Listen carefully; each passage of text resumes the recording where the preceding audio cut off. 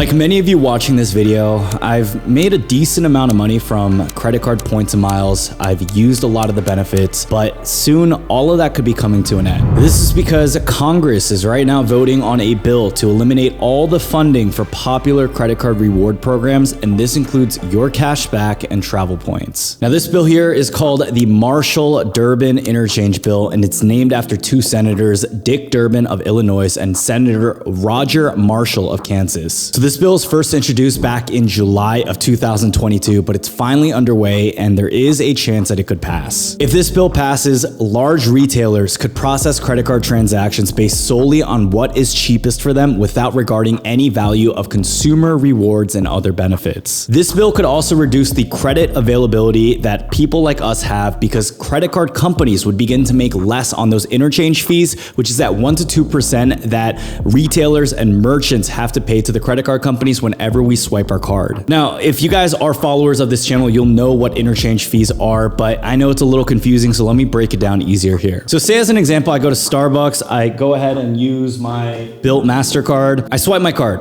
I use it, I get my Starbucks drink. When I use it, Starbucks actually has to pay a 1 to 2% transaction fee for me using my card. The beauty of interchange fees is that it funds this pool that pretty much gives us all the benefits that we see whenever we're using these credit cards. Now, this bill here is trying to limit those interchange fees, and the reason why this would be so backwards for us is just because this is what is funding the pool for all of our benefits. And if credit card companies start getting limited in the revenue that they're getting, we would start seeing the benefits towards us getting cut down. If you didn't really know how much credit card companies return back in dollar amounts to people using them, in a study done back in 2020, it was estimated that credit card rewards paid out roughly $60 billion to consumers of all income levels, helping working class families travel, people like us being able to earn additional rewards and putting just additional money back in the pockets of the people. Now, the original Durbin Amendment had actually passed back in 2010, and instead it was actually called the Dodd-Frank Act. What's really most interesting about this is we've already seen the repercussions of a bill very similar to the one that we're seeing right now getting worked in Congress to how it negatively affected us, the consumers. This is because originally we actually saw this getting affected into the debit card market. When banks started to see that revenue plummet for the interchange fees through their merchants started to decrease, we the people are the ones that began to lose the cashback benefits that we had from debit cards. Now, debit cards don't really give too many benefits at all, and even things such as overdraft protection, you have to pay additional dollars for. You might not remember this, but back about a decade ago, before that bill had passed, a lot of debit cards offered cashback benefits similar to what credit cards offer today. Now, all of that quickly ended when those interchange fees were reduced. On top of that, a bill like this passing could also mean the end of co-branded credit cards. Some cards that come to mind for me is like the World of Hyatt, the Hilton lineup of cards, any of the Marriott Bonvoy cards, all of those could get scaled back. Basically, long story short, a reduction in revenue would reduce the amount of availability in co-branded cards, it would decrease the competition, and it would lessen the options that we have in the cards that we can apply for. Now, I do need to mention that the whole purpose of this bill is to reduce those interchange fees so that merchants can have a little bit more money and that the power is balanced, just because American Express, Visa, MasterCard, these are some of the merchants that pretty much hold a majority of the market pie. Now, I can't really complain because it is these same issuers that have paid us out so much and has given the money back to us consumers. So pretty much what this bill is trying to do is reallocate the money from our pockets from a lot of these bigger companies that are the ones that are paying out the rewards like the credit card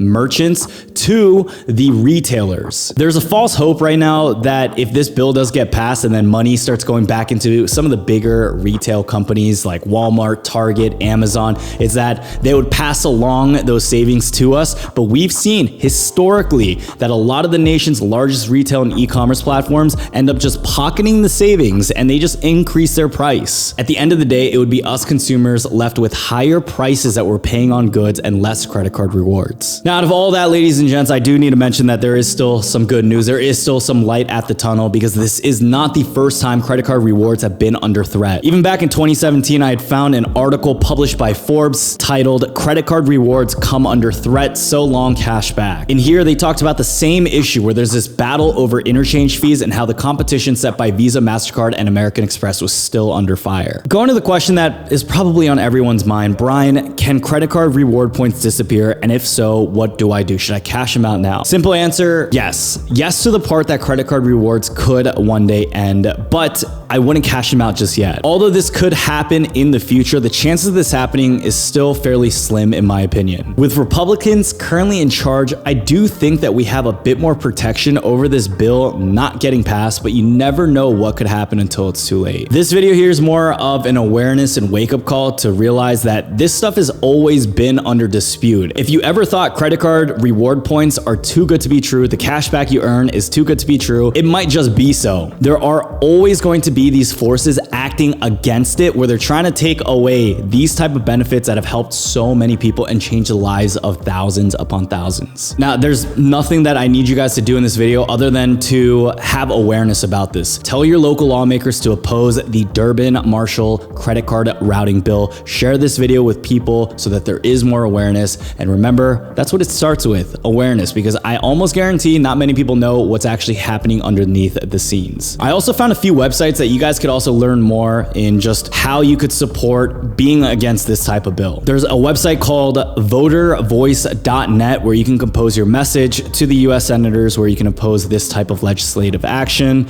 And even more than that, I also found a website called cardcoalition.org, and this one's really interesting. This one is a team built by some of the largest banks and institutions, starting with Ally, Discover, Citi, Wells Fargo, and even American Express, Bank of America, and more. It's stated that even a lot of these other banks are right now working towards fair and legal rights and regulations against some of these bills getting passed. As great as it is for a lot of the banks to try and protect themselves, we also have to make sure that we're doing our part so that we don't get some of these amazing things stripped away. So that's all that I have for you guys today. Stay protected, stay blessed, and let's make sure that things like this do not get passed.